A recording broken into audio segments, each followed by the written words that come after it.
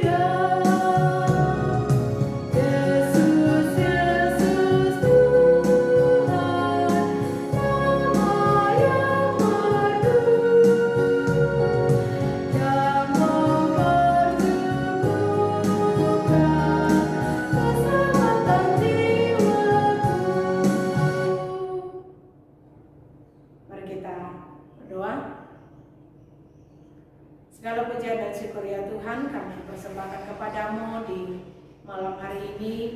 Terima kasih untuk penyertaan-Mu bagi kami bersama dengan segenap umat-Mu dimanapun mereka berada.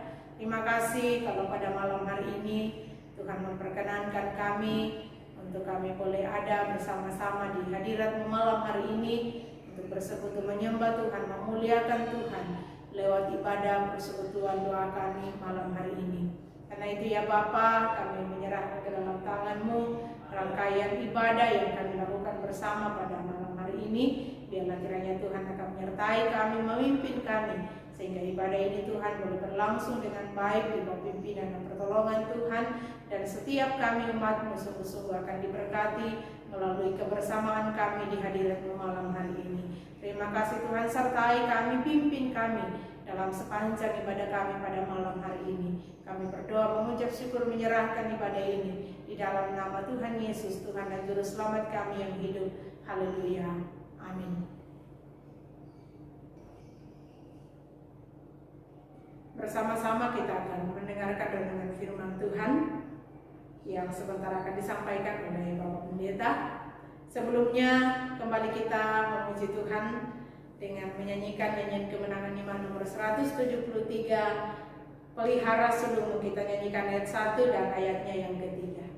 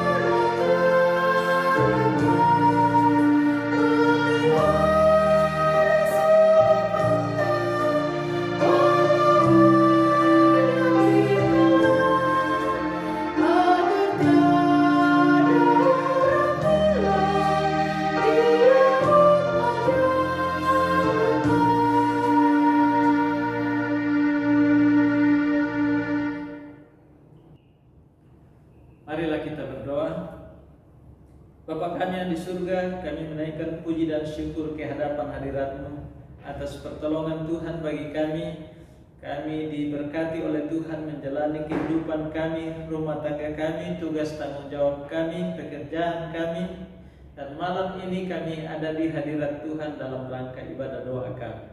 Kami mohon Roh Kudus memurapi kami.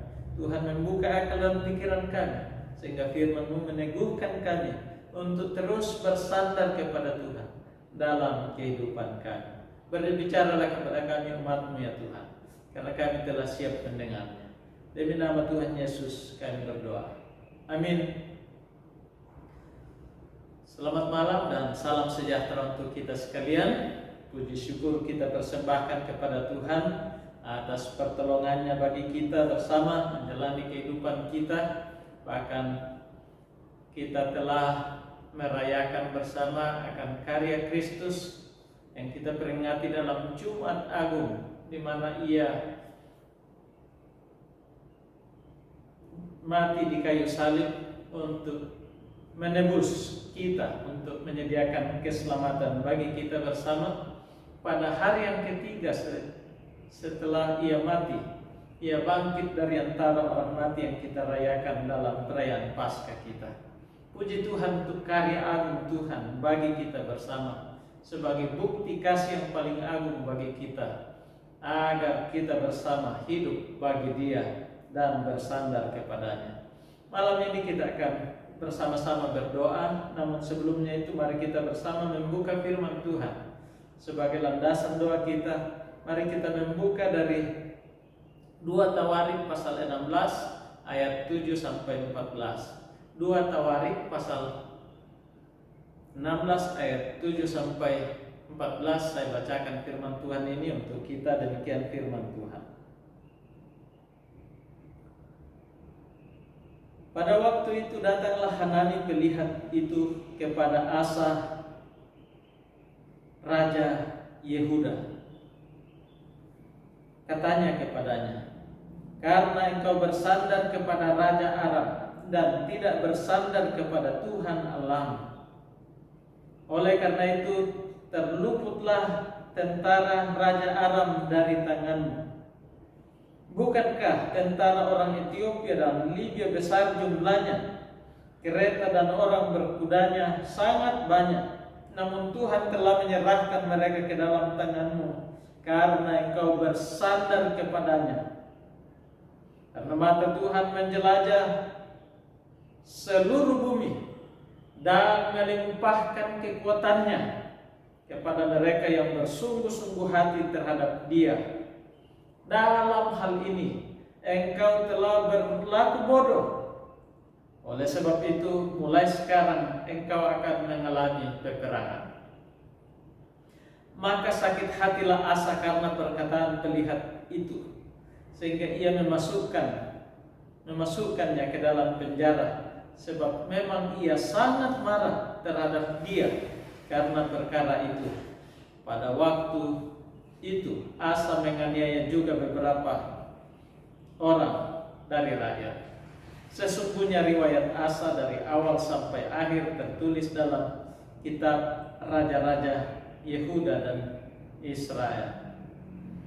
Pada tahun ke-39 pemerintahannya, Asa menderita sakit pada kakinya yang kemudian menjadi semakin parah.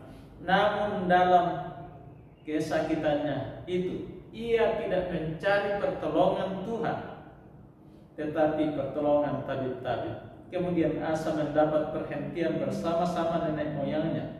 Ia mati pada tahun ke-41 pemerintahannya dan dikuburkan di kuburan yang telah digali baginya di kota Daud.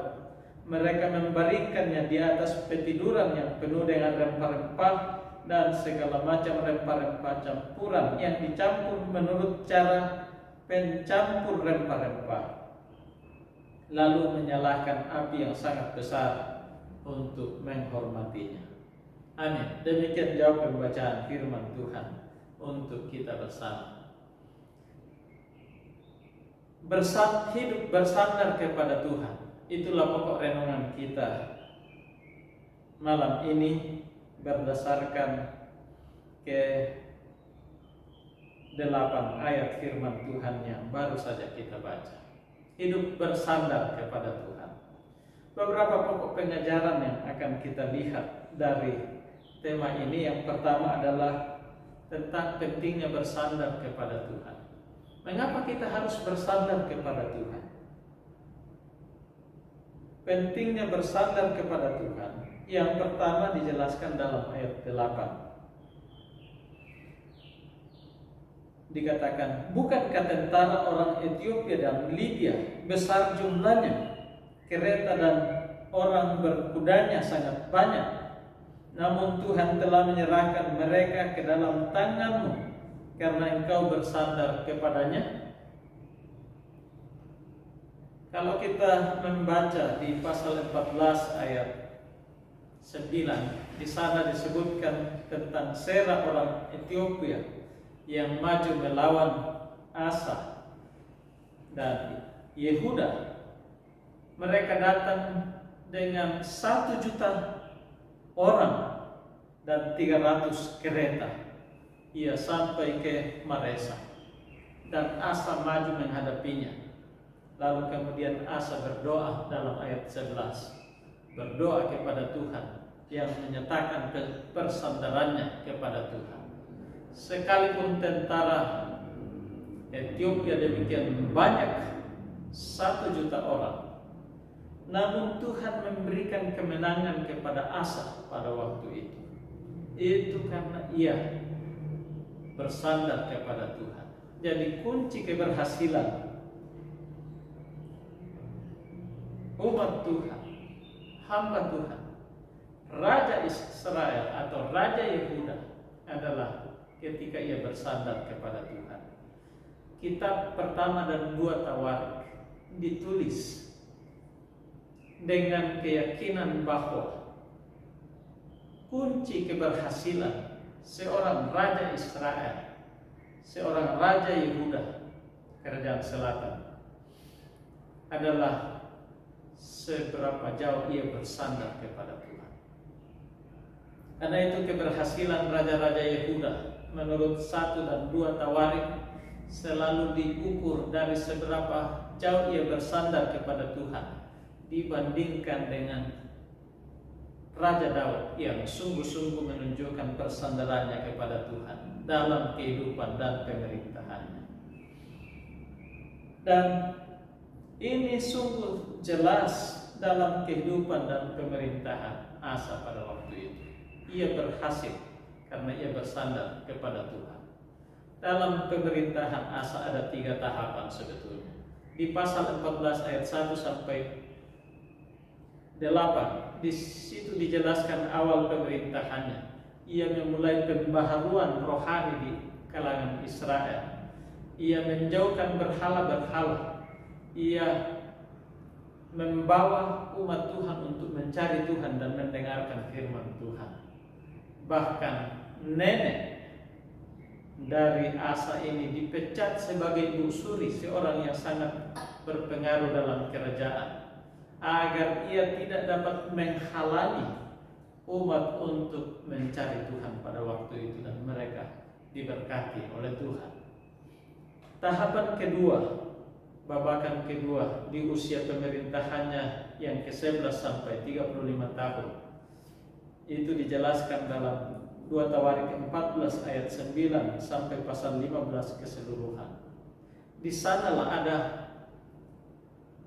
Ethiopia dan Libya menyerang, dan dalam tangan Tuhan mereka mengalahkan Ethiopia dan Libya yang kuat, dan amanlah negeri itu, negeri atau kerajaan Yehuda pada waktu itu. Tetapi di tahapan ketiga, akhir dari masa pemerintahan Asa, ada perubahan yang dialami oleh Asa yang menjadi pelajaran penting bagi kita untuk mengatakan bahwa keberhasilan kita bukan karena kekuatan dan gagah kita, tetapi karena Tuhan. Yaitu pada bagian ketiga, pada pemerintahan di tahun ke-36 sampai 41, di situ ia mulai mengandalkan diri. Mengapa mengandalkan diri? Karena 35 tahun pemerintahannya, Yehuda aman, Yehuda makmur, Yehuda diberkati, dan membangun kubu-kubu pertahanan yang kuat dengan prajurit-prajurit yang tangguh pada waktu itu. Asa mulai mengandalkan diri dan tidak mengandalkan Tuhan. Disinilah kunci kegagalannya, di sini kejatuhannya. Nah, mengapa kita harus bersandar kepada Tuhan? Sekali lagi, karena kunci keberhasilan kita adalah waktu kita bersandar kepada Tuhan. Dan yang kedua, karena daripadanya lah kita memperoleh kekuatan yang berlimpah. Ayat 9b, ayat 9a. Karena mata Tuhan menjelajah seluruh bumi untuk melimpahkan kekuatannya kepada mereka yang bersungguh hati kepada Dia. Mata Tuhan menjelajah kepada seluruh bumi untuk melihat siapa-siapa yang bersungguh hati kepada Tuhan. Ini dilakukan Tuhan, berarti Tuhan mendambakan, Tuhan merindukan kita bersungguh hati, bersandar kepada Tuhan, mengandalkan Dia dalam kehidupan kita. Inilah sebabnya sehingga kita perlu mengandalkan Tuhan dalam kehidupan kita. Karena itu, mari kita terus bersandar kepada Tuhan dalam kehidupan kita. Dalam pasal 14 ayat 11, ini doa Asa di fase kedua pemerintahannya waktu menghadapi Ethiopia. Dia katakan dalam 2 Tawarik 14 ayat 11, saya bacakan untuk kita. Kemudian Asa berseru kepada Tuhan Allahnya, "Ya Tuhan, selain daripada Engkau tidak ada yang dapat menolong yang lemah terhadap yang kuat. Tolonglah kami ya Tuhan, Allah kami, karena kepadamu-lah kami bersandar, dan dengan nama-Mu kami maju melawan pasukan yang besar jumlahnya ini. Ya Tuhan, Engkau Allah kami, jangan biarkan seorang manusia mempunyai kekuatan untuk melawan Engkau." Ini persandaran Asa yang menjadi kunci kekuatannya dalam menghadapi musuh-musuhnya, dan betul ia menang. Tapi kita kemudian masuk kepada pokok yang kedua yang menjadi awasan bagi kita, yaitu bahayanya jika kita tidak bersandar kepada Tuhan. Apakah bahayanya jika tidak bersandar kepada Tuhan? Yang pertama dalam ayat 19 sampai ayat yang ke-10, yaitu kita dapat bertindak bodoh dalam kehidupan kita. Kita dapat bertindak bodoh dalam kehidupan kita. Dan ini merupakan pengalaman dari Asa sendiri. Ini kata-kata yang disampaikan oleh Hanani pelihat yang datang kepada Asa untuk memperingatkan dia agar berpaling kepada Tuhan, bersandar kepada Tuhan, tidak mengandalkan manusia. Dia katakan, dalam hal ini engkau telah berlaku bodoh. Oleh sebab itu, mulai sekarang ini engkau akan mengalami peperangan. Maka sakit hatilah Asa karena perkataan pelihat itu, sehingga ia memasukkannya ke dalam penjara, sebab memang ia sangat marah terhadap dia karena perkara itu. Pada waktu itu Asa menganiaya juga beberapa orang dari rakyat. Tuhan memperingatkan Asa untuk tidak bersandar kepada manusia, dalam hal ini Raja Aram Ben-Hadad, tetapi bersandar kepada Tuhan. Tetapi waktu diperingatkan oleh pelihat, yaitu Hanani, maka akibat dari tidak bersandar kepada Tuhan dalam diri Asa ialah ia kemudian bertindak bodoh. Ia bertindak bodoh. Apa yang dia lakukan? Ia, menurut pembacaan kita tadi, mengambil emas dari perbendaharaan di rumah Tuhan dan di istana untuk dibawa ke Raja Aram agar ia menolong Asa menghadapi Baesa, Raja Israel yang mulai menyerang dia. Mestinya waktu ia menghadapi Baesa, ia seperti pengalaman sudah ia bersandar kepada Tuhan dan mengalahkannya. Tetapi justru ia mencari pertolongan daripada Ben-Hadad, Raja Aram pada waktu itu. Menurut pelihat, menurut firman Tuhan, Raja Aram itu pun sudah diserahkan ke dalam tangan Asa, asalkan dia bersandar kepada Tuhan. Tetapi karena ia tidak bersandar kepada Tuhan, ia berlaku bodoh, maka serdadu orang-orang Aram terluput dari kekuasaan Asa, dan Israel yang menyerang dia menjadi ketakutan, menjadi sumber ketakutan bagi Asa. Lalu kemudian minta pertolongan dari Raja Aram itu, di mana ia harus membayar dengan emas ke sana. Dan lebih dari itu, ia akan menghadapi peperangan dalam hidupnya. Tindakan bodoh lain yang dia lakukan adalah ia bahkan membenci hamba Tuhan. Ia memenjarakannya, dan beberapa rakyat itu dianiaya juga pada waktu ini. Tindakan bodoh. Melawan hamba Tuhan sama dengan melawan Tuhan.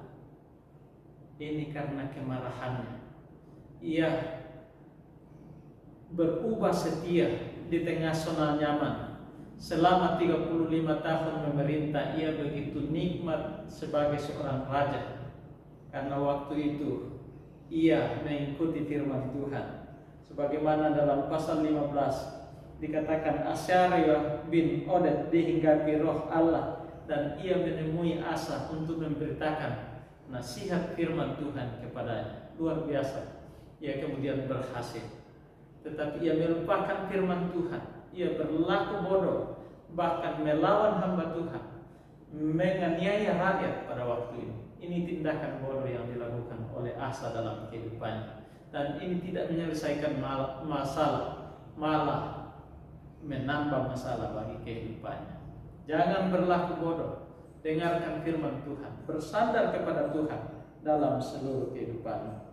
Bahaya yang kedua, selain kita dapat bertindak bodoh, bahaya yang kedua adalah ayat 12, kita dapat mengalami kemerosotan rohani.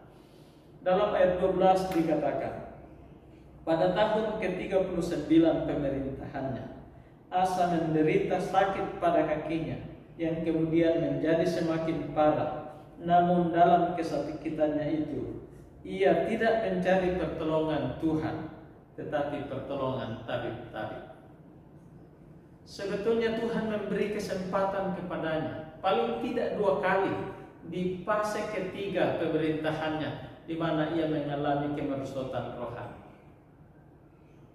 Yang pertama, waktu diserang oleh Raja Baesa, raja dari kerajaan utara atau kerajaan Israel. Dia sudah harus mencari Tuhan. Dia sudah harus mendengarkan firman Tuhan. Dia harus mendengar Hanani yang memperingatkan. Tetapi ia berlaku bodoh tadi. Dan yang kedua, ada penyakit pada kakinya. Waktu ia sakit pada kakinya, ia seharusnya sudah mencari Tuhan. Oh, ini peringatan Tuhan bagi saya harus kembali kepada Tuhan.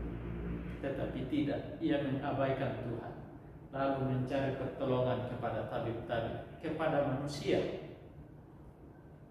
waktu itu, dan tidak mencari pertolongan Tuhan. Dan tidak mengatakan bahwa kita jangan berobat, tetapi mencari Tuhan adalah hal yang paling penting dari kesemuanya. Kita boleh berobat karena Tuhan juga memberkati dokter, para medis yang menolong kita. Tetapi jangan pernah melupakan Tuhan. Carilah Tuhan di tengah-tengah kesusahan. Waktu kita menghadapi sakit penyakit, khususnya diperhadapkan dengan ancaman corona, jangan justru kita malah jauh dari Tuhan. Mari kita bersandar kepada Tuhan, karena daripada Dialah kekuatan kita yang berlimpah-limpah. Itu sekali lagi, kita perlu bersandar kepada Tuhan dalam kehidupan kita, karena kunci keberhasilan kita adalah datangnya dari Tuhan. Waktu kita berserah, bersandar kepada Tuhan. Juga karena daripadanya lah kekuatan yang berlimpah-limpah itu kita alami untuk dapat tegak menghadapi persoalan kehidupan kita. Dan waktu kita kelihatannya mundur secara rohani, mari kita segera bangkit. Karena jikalau tidak, maka ada bahaya yang menghadang kita kalau kita tidak bersandar kepada Tuhan. Pertama, kita dapat melakukan tindakan-tindakan bodoh dalam kehidupan kita.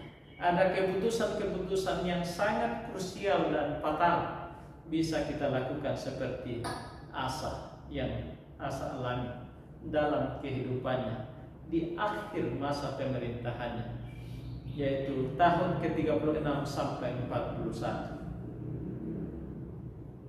Karena ia tidak bersandar kepada Tuhan. Dan bahaya kedua adalah bahwa dengan tidak bersandar kepada Tuhan, kita akan semakin merosot secara rohani dan mencoba mengatasi persoalan kita di tengah keterbatasan kita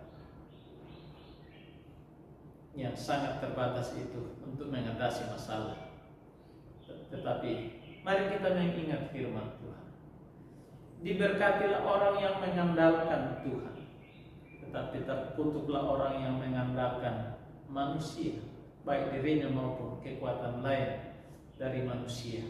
Andalkan Tuhan dalam kehidupan, maka kita akan terus-menerus tumbuh dalam kehidupan, dan pengalaman rohani kita semakin bagus. Kita akan dikuatkan dalam menghadapi pergumulan hidup kita, bahkan kita akan berhasil dalam kehidupan kita. Mari kita berdoa. Bapa kami yang di surga, kami mengucap syukur ya Tuhan. Kami diperingatkan firman-Mu akan bahayanya tidak bersandar kepada Tuhan, karena kami dapat berlaku bodoh dan bahkan mengalami kemerosotan rohani jika kami melupakan Tuhan. Tolong kami ya Tuhan, sehingga kami terus bersandar kepada Tuhan, menjadikan persandaran kami, andalan kami sebagai sumber kekuatan dan kunci keberhasilan dalam kehidupan kami. Berkati kami sekalian, dalam nama Tuhan Yesus kami berdoa. Amin.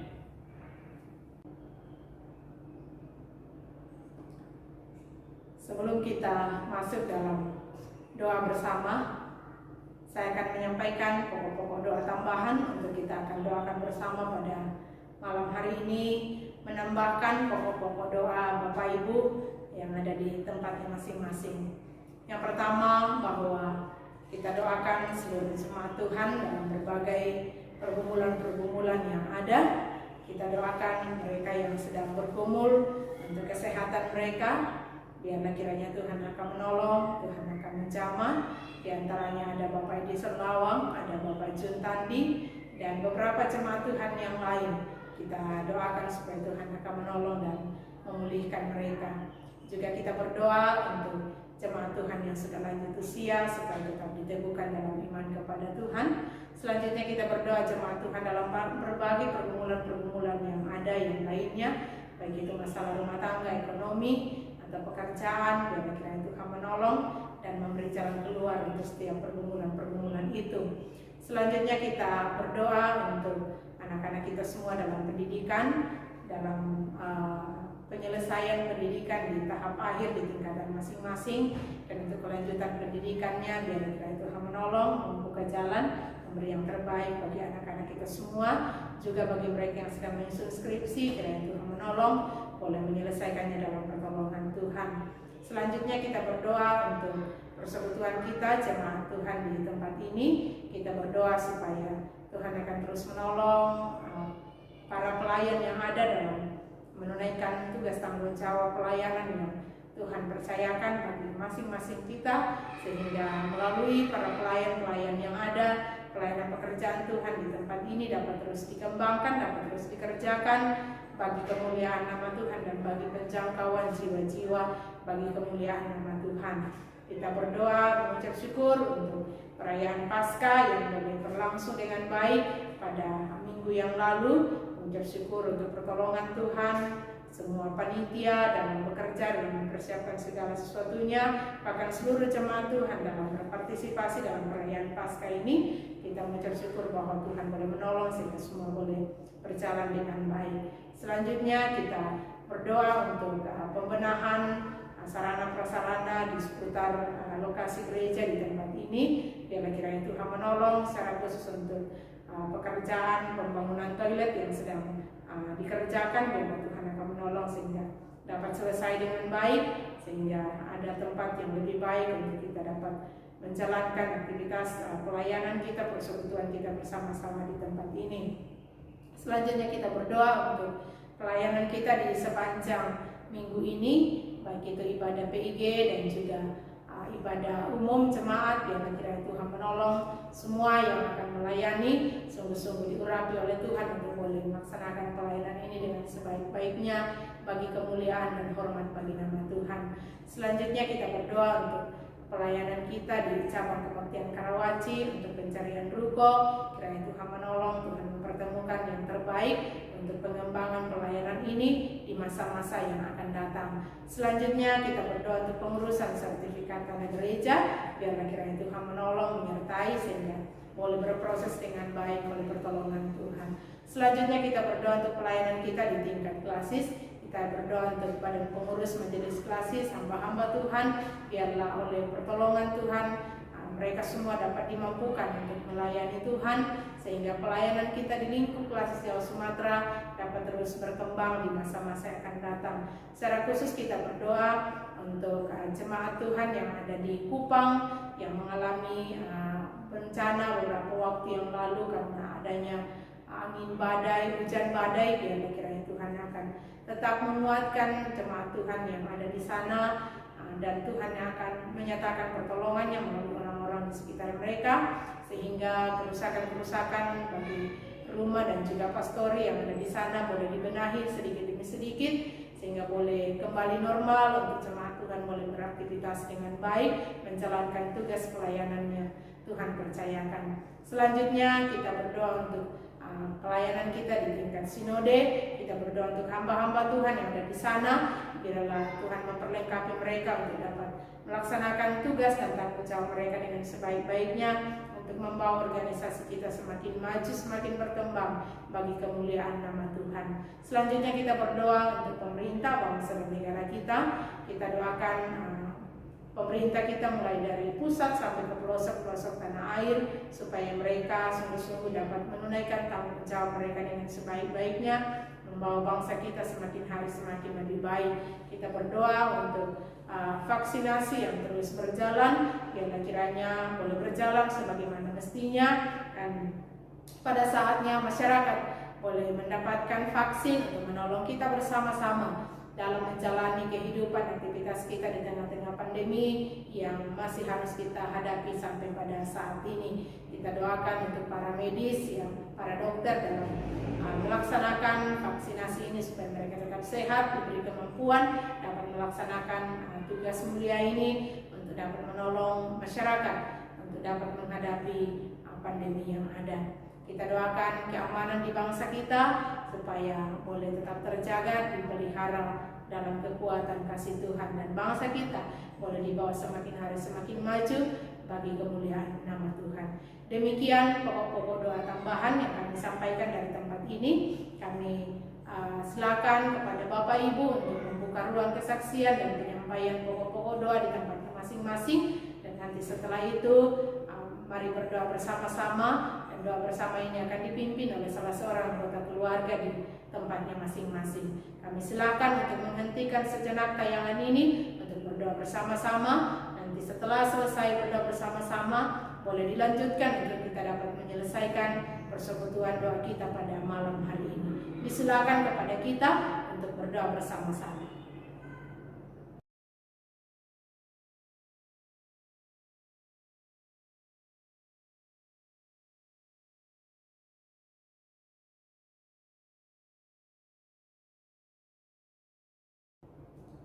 Kita akan mengakhiri ibadah kita pada malam hari ini. Mari saya silakan jemaat Tuhan untuk bersama-sama bangkit berdiri dan kita memuji Tuhan dengan menyanyikan nyanyian kemenangan iman nomor 150, Batu Karang yang Teguh.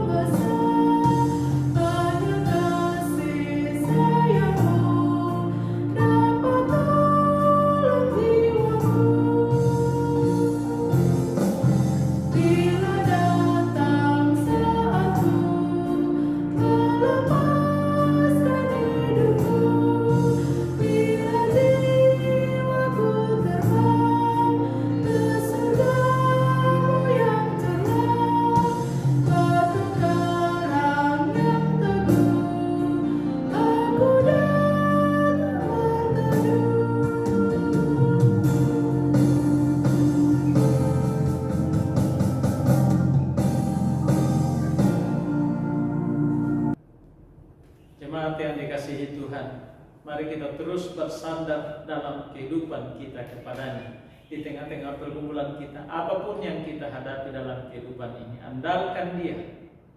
Jangan pernah mengandalkan kesuksesan, kekuasaan, uang, harta, dan lain-lain. Andalkan Tuhan dalam seluruh kehidupan. Bawa pergumulanmu, persoalanmu kepadanya. maka Ia akan menolong kita, karena Ia memandang ke seluruh bumi untuk mencari orang yang sepenuh hati mencari Dia dan mengandalkan Dia. Arahkan hatimu kepadanya dan terimalah berkat-Nya. Tuhan memberkati engkau dan melindungi engkau.